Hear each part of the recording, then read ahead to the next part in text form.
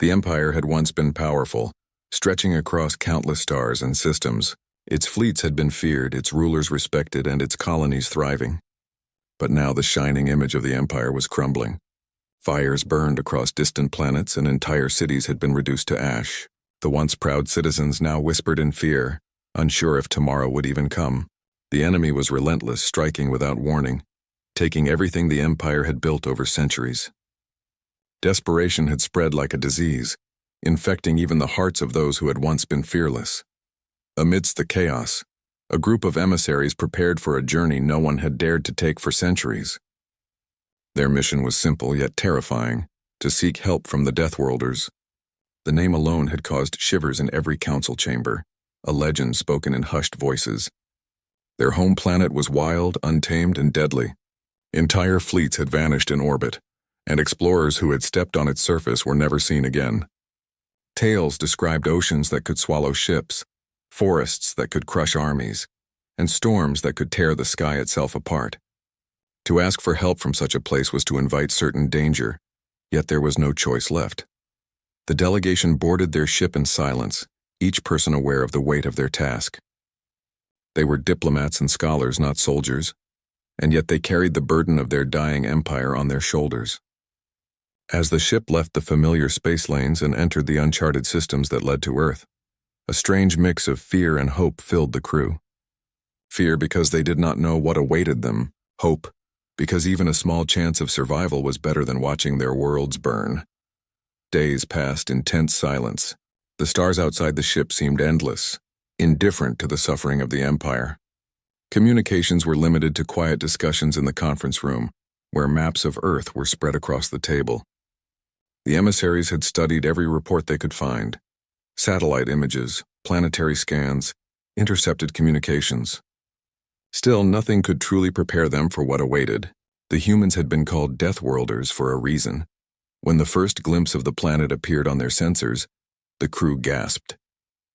Blue oceans glimmered in the distance, surrounded by swirling clouds and green continents. From orbit, Earth seemed almost peaceful, almost ordinary. But the emissaries knew better. They remembered the warnings. This world was unforgiving, and its inhabitants were unlike any they had ever encountered. The planet seemed calm, but the calm hid a storm, and the storm was alive. The initial contact was unsettling. Automated defenses scanned the ship, and a cold mechanical voice finally responded, "State your purpose." The simple word sent a chill through the delegation. They had expected hostility, but not such calm authority. With steady hands, the lead emissary spoke, outlining their plight. They told of burning worlds, broken fleets, and the desperate need for aid. They pleaded for soldiers, resources, anything that could stop the enemy. For a long moment, nothing happened. The silence pressed down on them like a physical weight. Every crew member held their breath, waiting for a response. Then slowly, the humans agreed to help. The words were careful, measured, almost polite, but there was no warmth in them. The delegation misread this as compassion, relief flooding their hearts. They believed that hope had finally arrived. The journey from that moment felt both rapid and endless. Human ships appeared, emerging from the void with silent precision. Unlike the grandiose vessels of the Empire, these ships were practical, built for function over appearance. They carried no banners, no decorations, no display of wealth or power. Yet their presence alone brought a sense of awe and fear. Every crew member of the Empire felt it. The humans were not like any ally they had ever known. When the humans descended on the first contested planet, it became clear that their methods were unlike anything the Empire had seen. They moved with efficiency, dismantling enemy fortifications in days that would have taken the Empire months. Soldiers were precise, coordinated, and relentless. They did not cheer when cities were reclaimed, and they did not offer speeches to the citizens they saved. They simply completed their mission, leaving no room for questioning.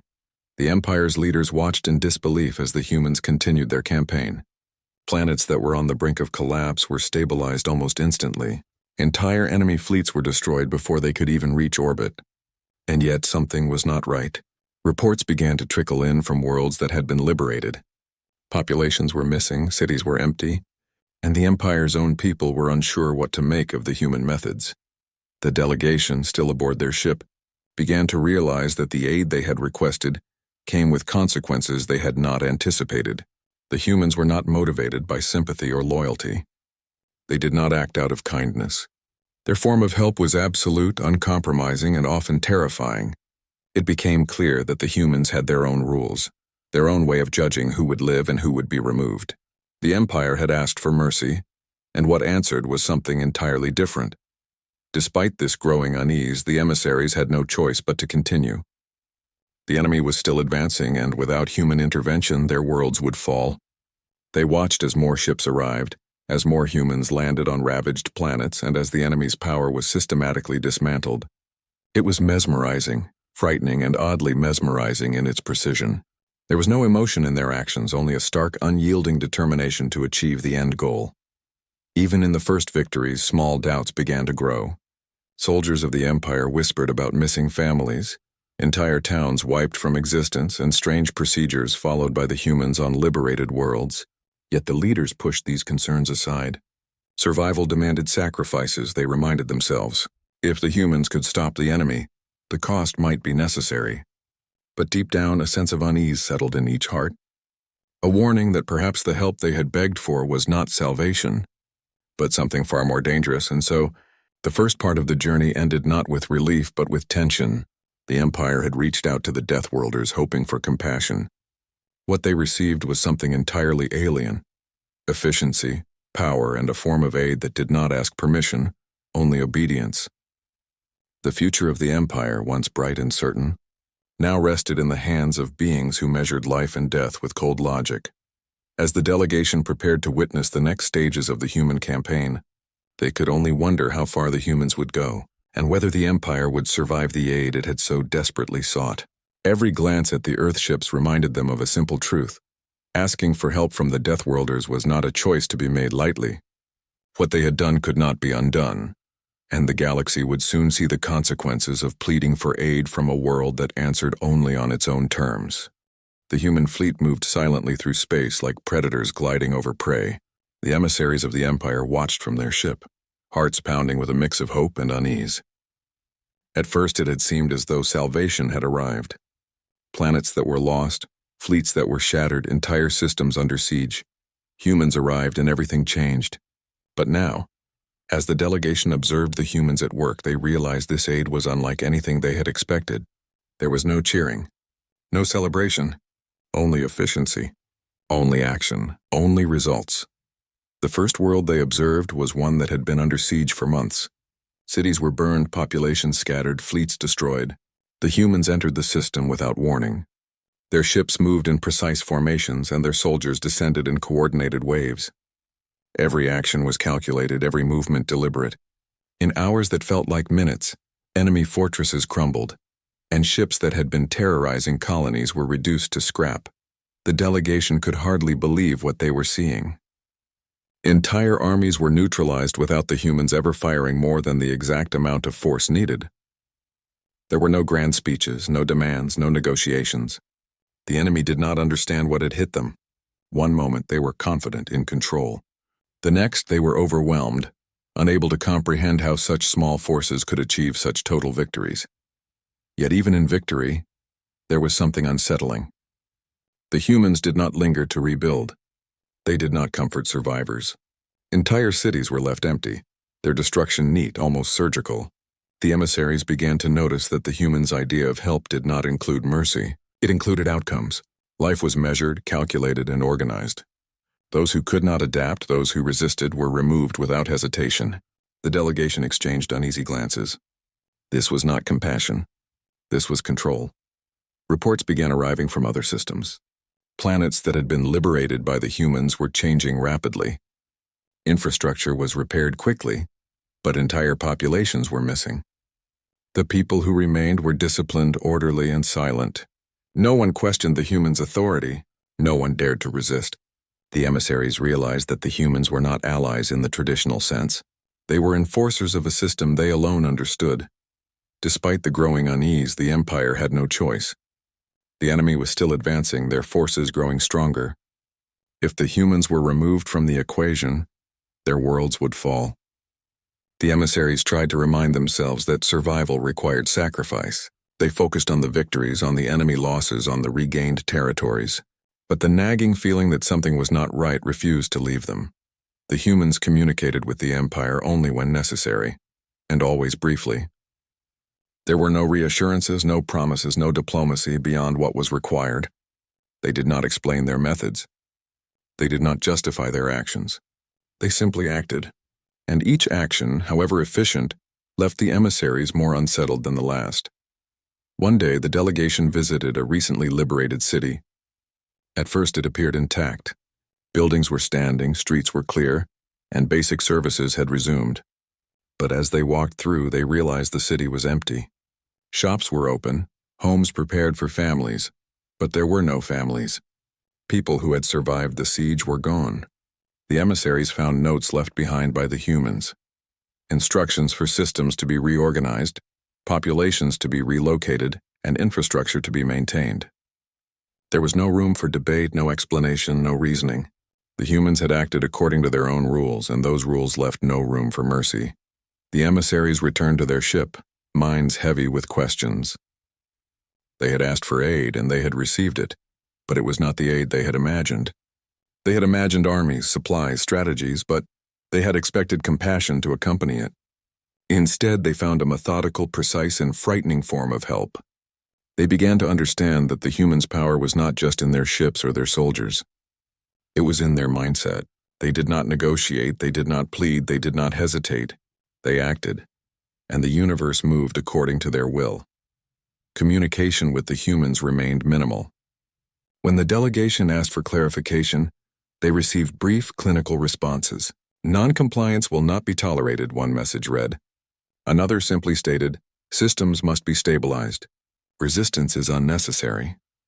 There were no apologies for the missing populations, no explanations for the sudden shifts in power, no assurances that the Empire would retain control over its worlds.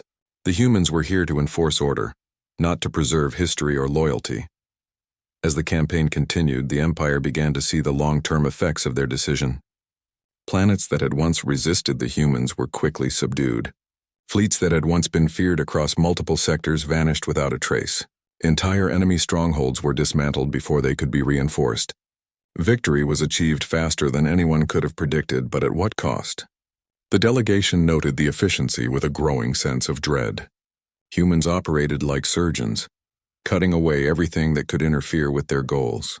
There was no negotiation with enemy leaders, no mercy for civilians who were aligned with opposing forces.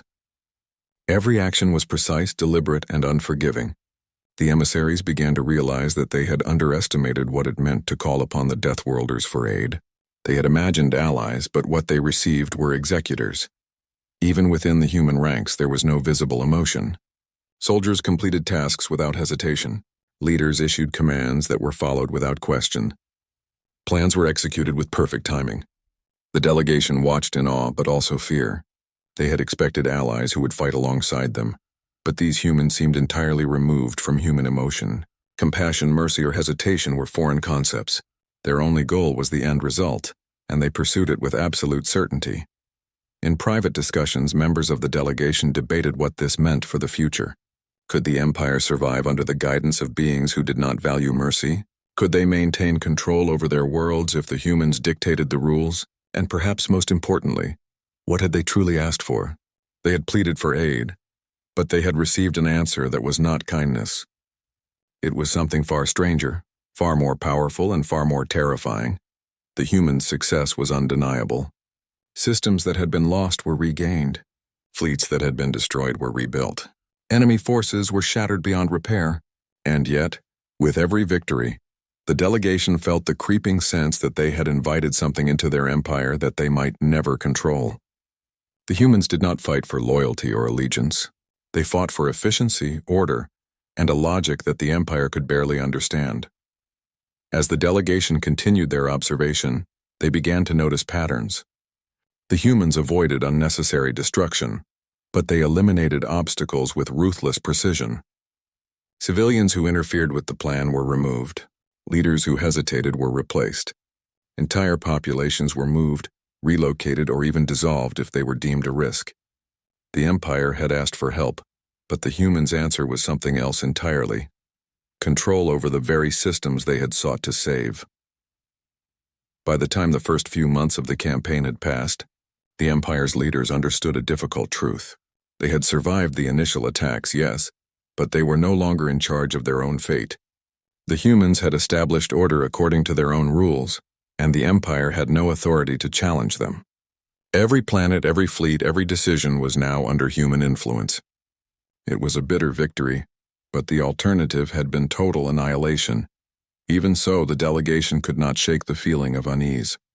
The humans were effective, efficient, and undeniably powerful, but they were also unpredictable. They answered pleas for help, but they did not act out of compassion. They acted out of their own sense of logic and control, and the Empire had no understanding of where that logic might lead next. The emissaries feared that the help they had begged for could become a cage, trapping them in a system they could never escape. As the human campaign continued, the delegation observed more victories, more relocations, more precision strikes. Enemy forces were dismantled, colonies were stabilized, and yet the Empire's leaders remained on edge. Each victory carried a cost they could not calculate. The humans were a force unlike any they had ever known, powerful, decisive, and utterly unconcerned with the emotions of those they were helping. By the end of the second part of the campaign, the delegation had learned a hard lesson. Asking for aid from the Deathworlders did not bring allies. It brought enforcers. It brought a force that could save their empire, yes, but only on terms that were not theirs to decide. Compassion, mercy, and choice were no longer part of the equation. The humans acted according to their own rules, and the Empire had no say in how those rules were applied, and so, as the delegation looked out at the human fleet moving silently through space, they understood that the galaxy had changed forever. The Empire was not alone, but it was no longer free. They had survived, yes, but at the cost of surrendering control to a power they could barely comprehend, and somewhere deep in their minds a single chilling thought persisted. They had asked for help, but what had arrived was something far greater and far more terrifying. The human ships moved through the void with a quiet determination that made the Empire's delegation uneasy. Every action seemed deliberate, precise, and inevitable. There were no signals of celebration or victory, only the calm execution of plans that no one outside the humans' ranks could fully understand. The delegation had begun to see a pattern. Wherever the humans arrived, conflict ended, but always on their terms. The next planet they targeted had been under enemy occupation for decades. Generations of people had grown up under harsh rule, their lives shaped by fear. The Empire's soldiers had tried to resist for years but had failed.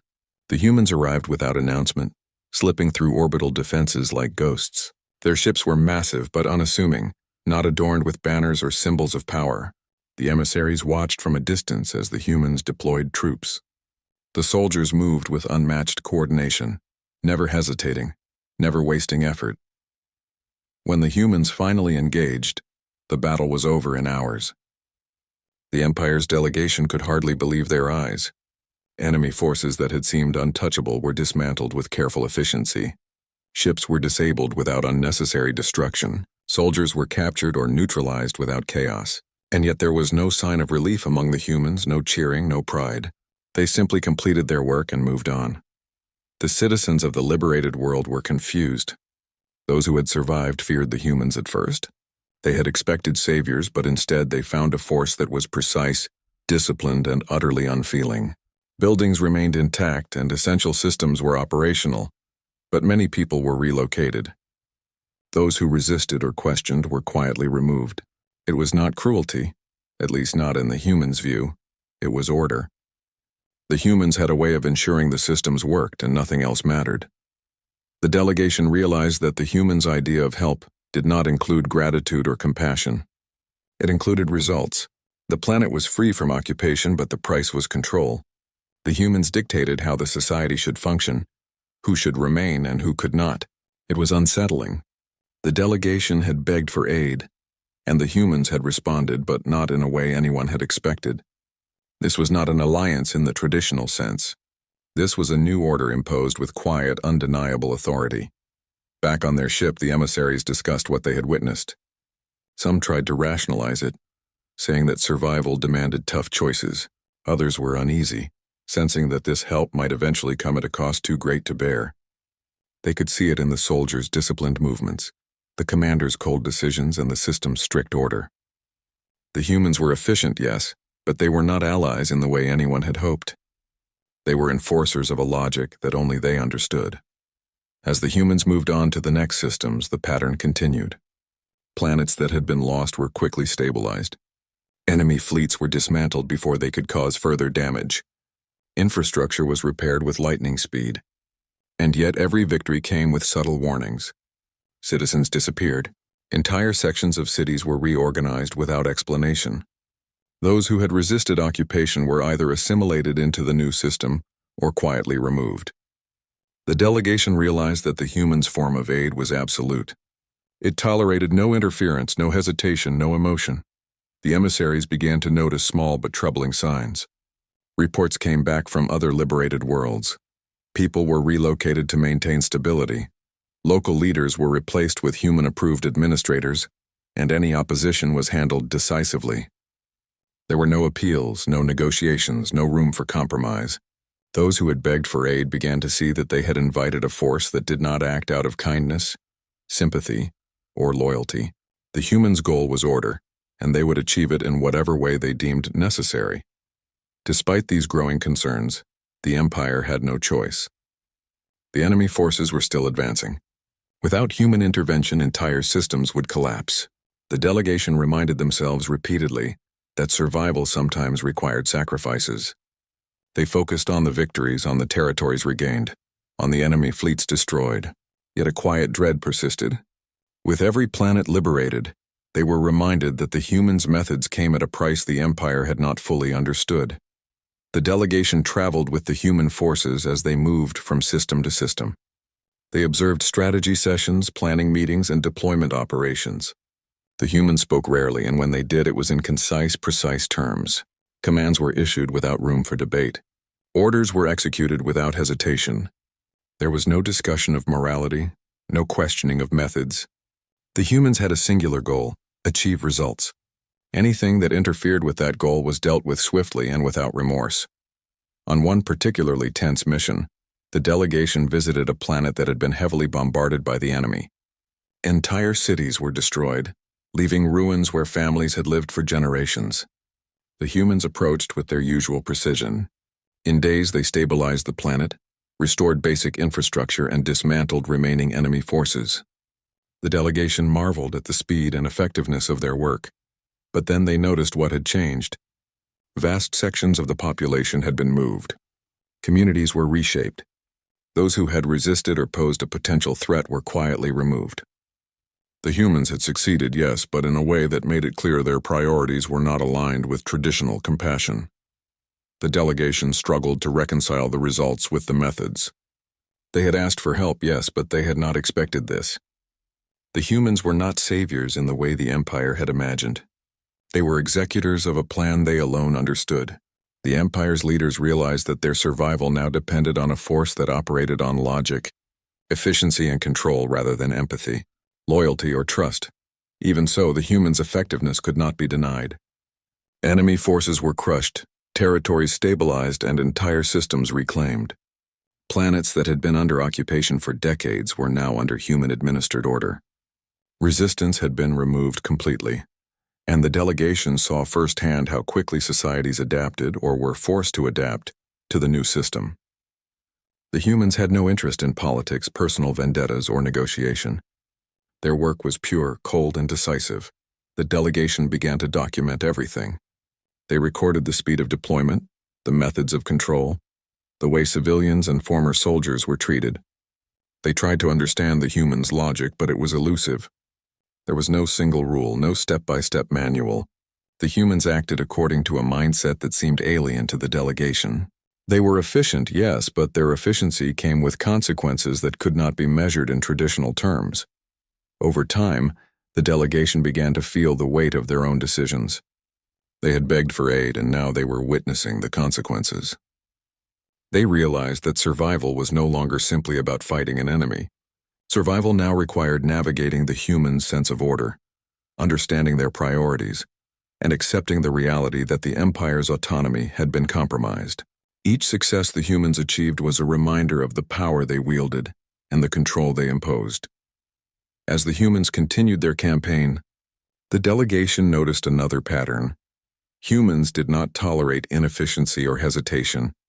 Local leaders who could not meet their standards were removed. Entire administrative systems were reorganized. Populations that posed even minor risks were relocated. Every planet was shaped to fit the humans' vision of stability. Victory was guaranteed, but it came at a cost. Freedom, choice, and the old way of life were slowly erased.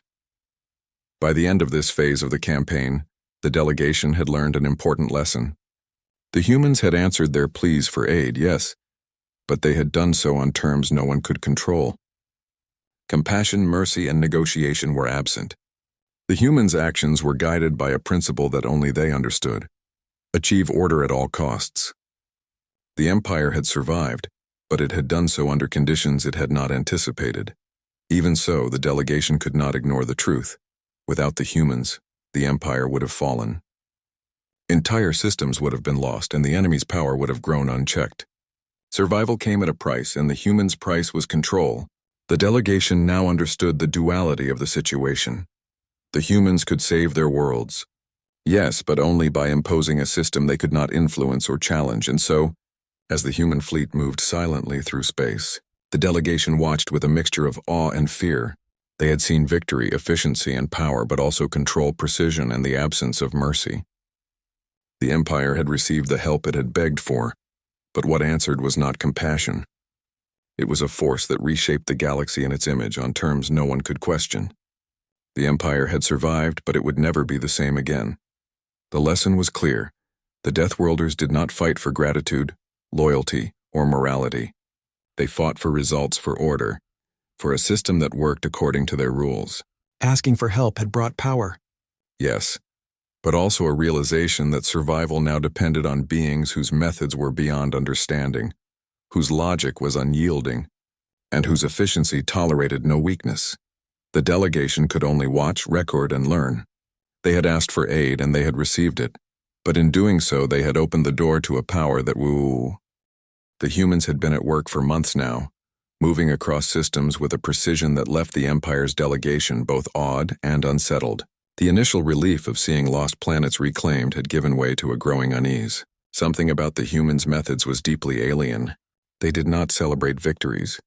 They did not offer comfort to those who had suffered.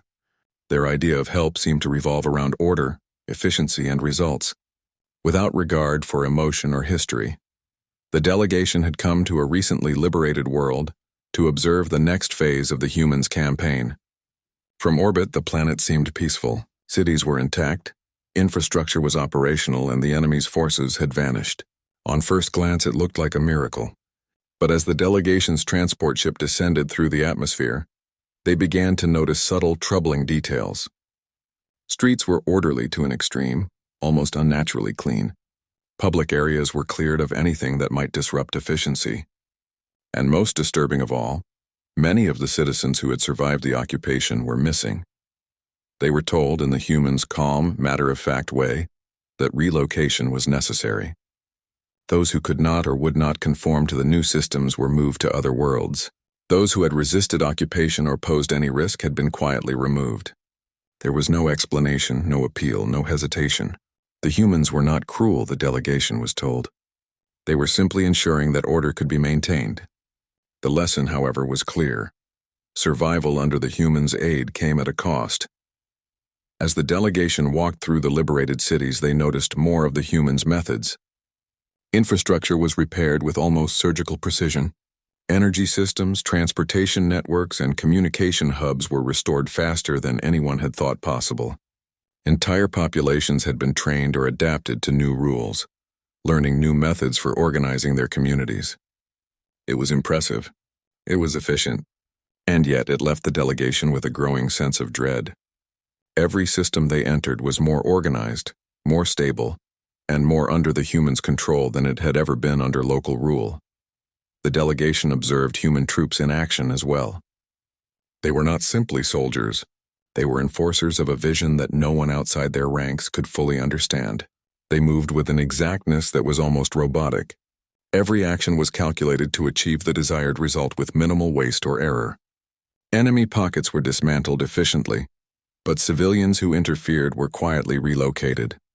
Entire social structures were reorganized, and all of it was done without emotion, without hesitation, and without apology. The Empire's emissaries were beginning to understand the full weight of their decision to ask for human aid. They had begged for soldiers, supplies, and strategies to survive the enemy's onslaught. What they had received instead was a force that could save their worlds, but on terms that no one could control. The humans did not fight for gratitude, loyalty, or fear. They fought for outcomes, for stability, for a system that worked according to their rules. Compassion, mercy, and choice were irrelevant. One particularly troubling example stood out. A city had been under siege for decades, its citizens living in constant fear. The humans arrived, dismantled the occupying forces, and restored essential services. Yet when the delegation visited, they found entire neighborhoods empty.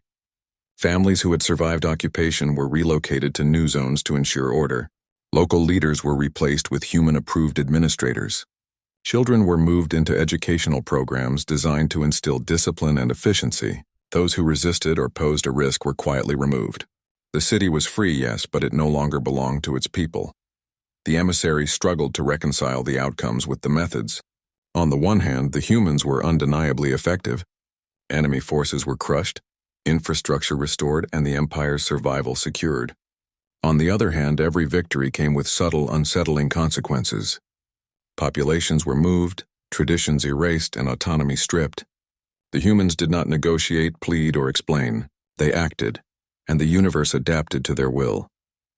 Despite their unease, the delegation could not ignore the strategic advantage the humans provided. Fleets that had once threatened entire sectors were dismantled in days. Supply lines that had seemed unbreakable were cut with ease. Planets that had been on the brink of collapse were stabilized almost instantly. The Empire survived because of the humans, but survival had a price. It was a price the emissaries were beginning to fully comprehend. The humans' methods extended beyond the battlefield. They assessed populations with precision, identifying potential risks before they could arise. Leaders were evaluated based on efficiency and compliance, not popularity or loyalty. Entire communities were reorganized according to principles that seemed alien to the delegation. Even the smallest details, food distribution, energy allocation, education, were optimized for maximum stability.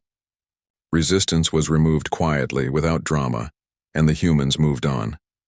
The delegation began to notice how the humans' presence changed the very culture of the liberated worlds. Where chaos had once ruled, order now reigned. Where fear had dominated, discipline prevailed. And yet there was a sense of something missing. The people were safe, yes, but they were also controlled. Their autonomy had been replaced with stability. Their traditions had been altered or erased. Their lives were now guided by rules they did not fully understand. It became clear to the delegation that the humans' aid was not mercy. It was not compassion. It was control. And it was absolute. Those who resisted were removed. Those who could not comply were relocated. Those who posed a risk were quietly neutralized. The humans did not tolerate failure, hesitation, or interference. They had answered the Empire's pleas for aid, but in doing so, they had established a system that no one outside their ranks could influence. The delegation began to question what this meant for the future of the Empire. They had survived the enemy's onslaught, yes, but at what cost? The humans had secured victory, but they had also imposed a new order. Entire societies had been reshaped. Populations had been moved or removed. Traditions and autonomy had been replaced with efficiency and control. The Empire's leaders realized that they were no longer the masters of their fate. They were observers in a system governed by the humans' rules. Even as they recorded these observations, the delegation could not deny the humans' effectiveness. Enemy fleets had been destroyed. Systems had been stabilized. Planets had been liberated. And yet each success was a reminder of the humans' power and the price of survival. The Empire had asked for help, and help had arrived, but not in a form anyone had anticipated. It was not aid. It was a reshaping of the galaxy according to a logic that no one outside the humans' ranks could understand. As the humans prepared to move on to the next system, the delegation understood that their world, and all the worlds they had visited, would never be the same. The humans had brought stability, yes, but it was a stability that tolerated no deviation, no hesitation, and no compassion. It was a system in which survival depended on compliance, efficiency, and absolute order. Those who could not adapt were quietly removed. Those who resisted were eliminated. Those who could not understand were left behind. The Empire had survived, but it had done so under conditions it could never control.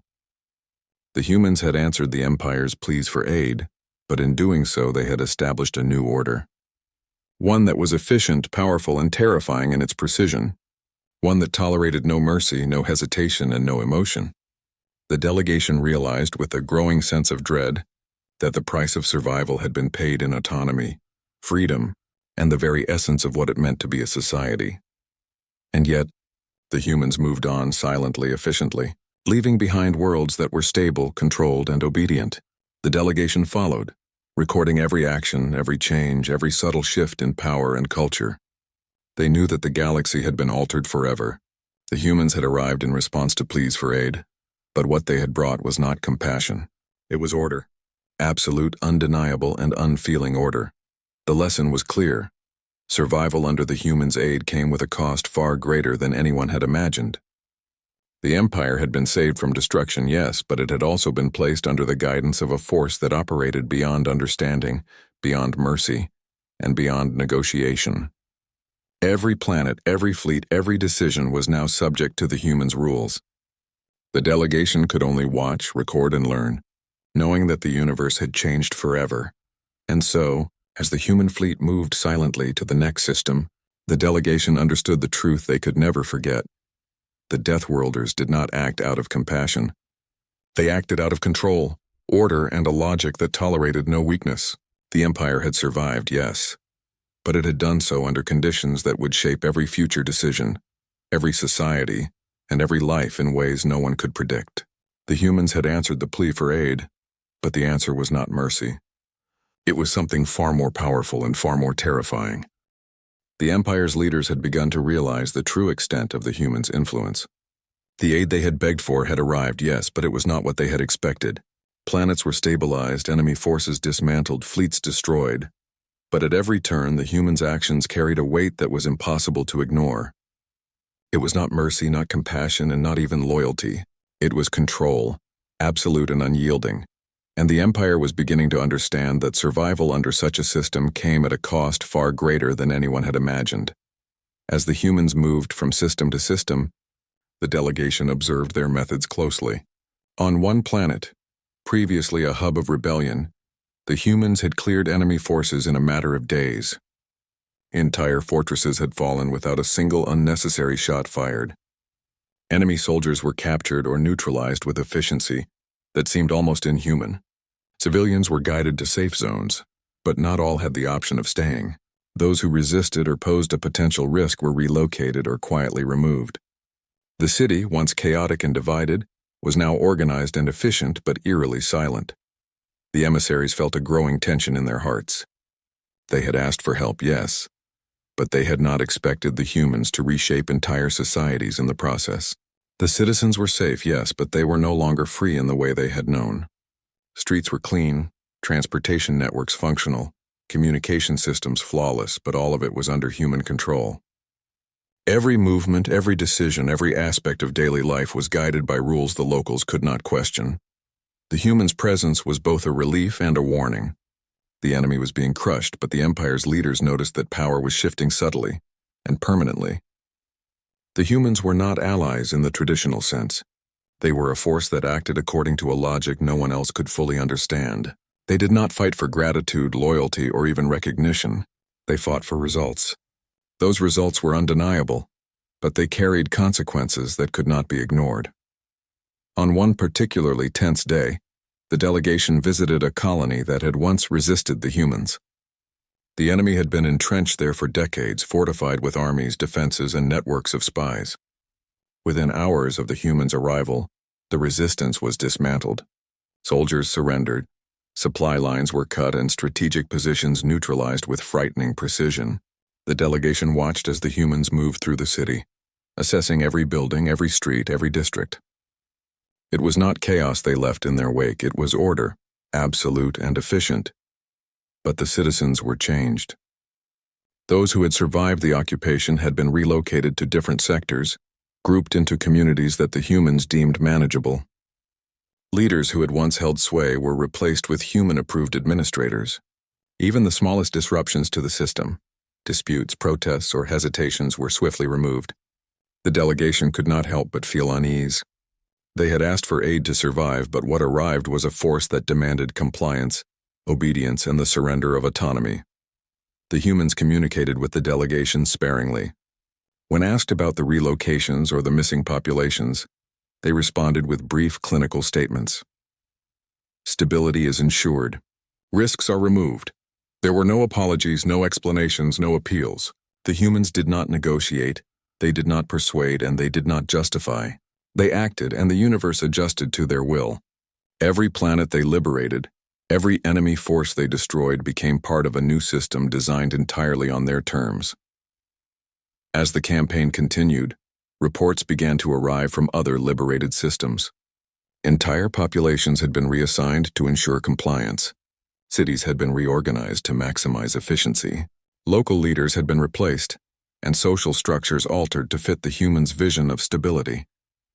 Resistance was eliminated before it could grow, and every system was maintained with meticulous precision. The delegation realized that the humans' form of aid was not kindness or alliance. It was governance by an authority no one could challenge. The leaders of the empire tried to come to terms with it. On the one hand, their worlds were surviving. Enemy fleets had been destroyed.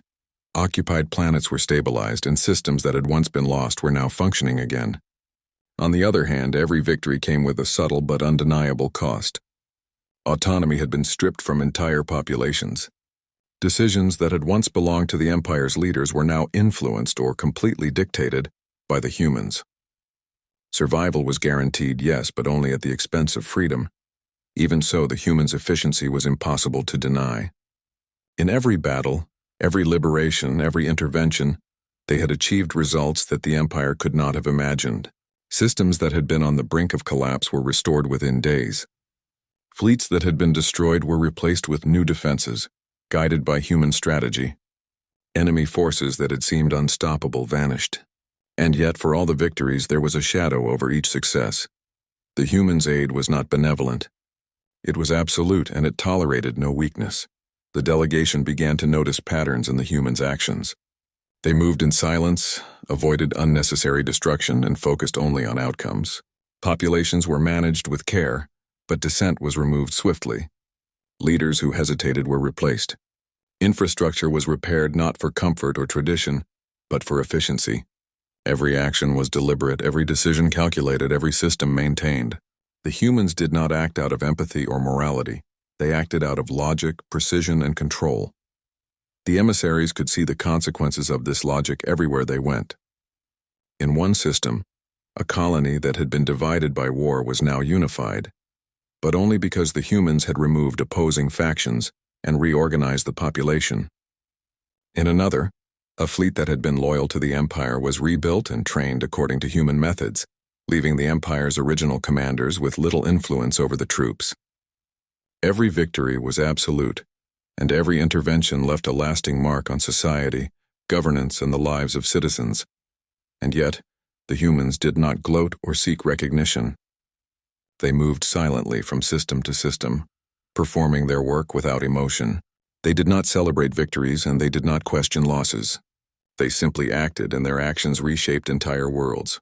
The delegation began to understand that the humans were not allies, not partners, not saviors in the way the empire had imagined. They were enforcers of a logic and order that the empire could observe but never control. As the campaign entered its next phase, the empire's leaders began to realize a painful truth. They had survived. Yes, but at a cost they could not measure. Every planet liberated, every enemy defeated, every population managed had been reshaped according to rules that no one outside the humans' ranks could understand. Freedom, autonomy, and the old way of life were no longer guaranteed. The empire had survived the immediate threat, but it had surrendered control to a force that did not act out of mercy. The delegation recorded every detail, documenting not only the humans' successes but also their methods and their consequences. They knew that history would remember the humans as saviors, but they also understood that this salvation came with strings no one could see. Populations were controlled, Societies reshaped and systems maintained according to an authority no one could question. The humans' aid had ensured survival, but survival under their terms was a heavy burden. The lessons became clear with every new system they entered. The humans did not negotiate, plead, or justify. They acted according to their own rules, and those rules tolerated no deviation. Those who resisted, hesitated, or failed were quietly removed. Entire populations were relocated to ensure order. Local governance was replaced with human-approved systems. Every planet was reshaped, every fleet reorganized, and every society adapted to fit the humans' vision of stability. By the end of this phase of the campaign, the delegation understood the truth they could not ignore. The humans had answered the Empire's pleas for aid. Yes, but their answer was not compassion. It was control, absolute and unyielding. The Empire had survived, but survival had come at a cost. Autonomy, freedom, and choice were no longer guaranteed. The humans had created a new order, and the Empire's leaders were left to observe and learn, powerless to alter the course. And so as the human fleet moved silently through space, the delegation watched, recording, observing, and realizing that the galaxy had changed forever. The humans had arrived in response to desperate pleas, and they had delivered victory. But their victory was measured not in gratitude or loyalty, but in the precise, efficient execution of a system they alone controlled. The Empire had survived, yes, but it would never be the same again. The human fleet moved through space with the same calm efficiency that had defined every mission so far. The Empire's delegation watched in silence, their hearts heavy with a mix of awe and fear. They had followed the humans across countless systems, witnessing victories that seemed impossible, societies rebuilt in days, and enemy forces destroyed with a precision that defied imagination. And yet, despite the relief of survival, a deeper unease had settled over the emissaries. Every world liberated, every fleet dismantled, and every victory achieved carried a cost. Populations had been relocated, entire governments reorganized, and centuries of culture subtly reshaped to fit the humans' rules. The Empire had survived, yes, but it was no longer in full control of its destiny. The humans had answered their pleas for aid, but the aid came with consequences far beyond what anyone had expected. The delegation prepared to witness the humans' latest mission. Reports had come from a system that had been almost entirely destroyed by war. Cities were in ruins, populations scattered, and enemy forces entrenched in remote fortresses. The humans arrived quietly, their ships moving into orbit without fanfare. The delegation noted how different these vessels were from those of the Empire. Functional, precise, without decoration or display, yet filled with a presence that demanded attention. Within hours, the humans had deployed their forces. Soldiers moved with unmatched coordination, sweeping through enemy positions with minimal destruction. Fortress walls fell without unnecessary bombardment, and enemy forces were captured or neutralized efficiently. Civilians were guided to safe zones, yet many were relocated to ensure stability. It was not violence for the sake of violence, nor was it mercy. It was control, absolute, precise, and unforgiving. The delegation began to understand fully what the humans' presence meant. They were not allies in the traditional sense. They did not fight for loyalty, gratitude, or friendship. They fought for results, for order, and for a system that worked according to their rules. Every action, every decision, every movement was calculated to achieve the desired outcome. Those who resisted were removed. Those who could not comply were relocated. Those who posed a threat were quietly neutralized. And the Empire had no authority to question it. As the humans moved through the devastated system, the delegation observed the effects of their methods. Cities were rebuilt faster than anyone could imagine. Energy systems, transportation networks, and communication hubs were restored with surgical precision. Populations adapted quickly, learning the rules imposed by the humans. Entire social structures were reorganized. Even children were placed into educational programs designed to instill discipline, efficiency, and order. Every aspect of life was optimized for stability. The emissaries could not deny the effectiveness of these methods.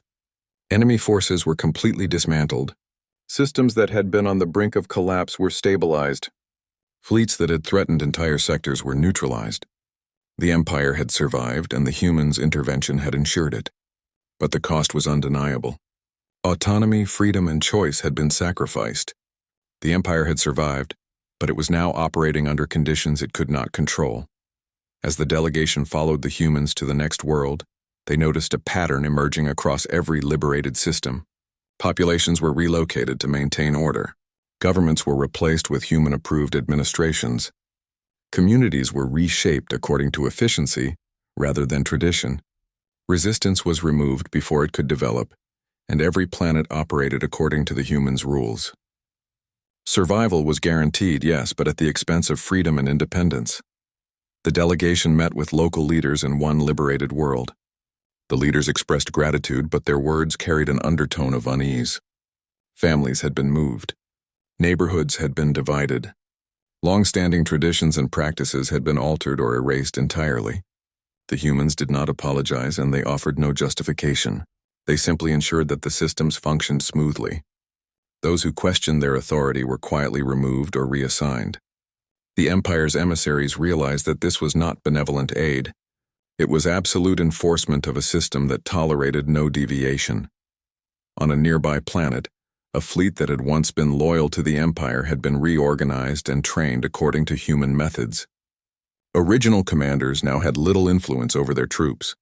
Soldiers acted efficiently, without hesitation and without question. Any failure or hesitation was corrected immediately, often without explanation. The delegation noted the effectiveness but also the loss of autonomy. The Empire could no longer dictate terms to its own forces. The humans had assumed control. Despite the unease, the humans' results were undeniable. Entire systems that had been on the verge of collapse were stabilized in days.